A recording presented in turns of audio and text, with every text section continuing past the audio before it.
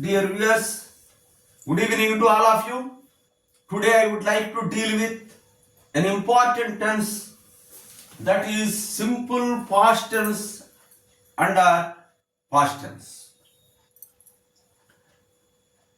In past tense also there are 4 divisions, subdivisions. That is simple past tense,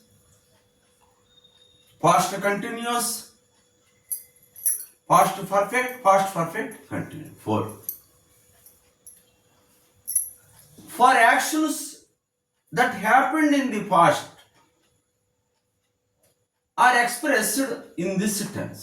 ఈ టెన్స్లో తెలియచేస్తారు. గతములో జరిగిన పనులు, గతములో జరిగిపోయిన పనులకి దీన్ని వాడతారు. దీని structure subject plus V2 plus object plus extra words, object plus extra words అని ఉండొచ్చు, ఉండకపోవచ్చు. V2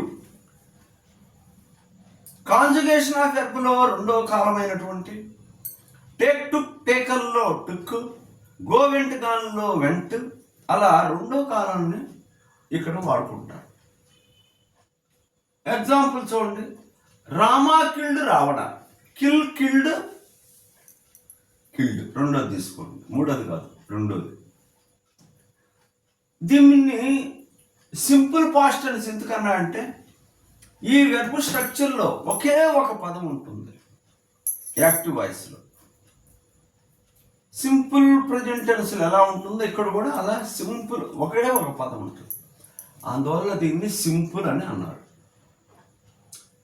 దీనివల్ల అనేక యూజెస్ ఉన్నాయి, తర్వాత వీడియోలో చూస్తాం మనం.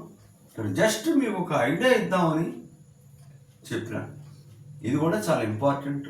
వాక్యంలో మనం yesterday, last week, last year, ago మొదలైన పదాలు చూసినప్పుడు లేక సందర్భాన్ని బట్టి మనం సింపుల్ పాస్ట్ టెన్స్ వాడతాం.